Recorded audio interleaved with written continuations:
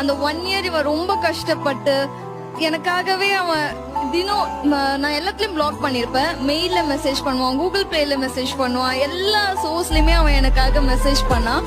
எல்லாத்தையும் இக்னோர் பண்ணேன். பட் எனக்குன்னு ஒரு கஷ்டம் வரும்போது எதையும் பார்க்காம எனக்காக நின்னவன் சார். அவ என்னவன் அப்படின்றதுல நான் ரொம்ப சந்தோஷமா சொல்லிக்கிறேன்.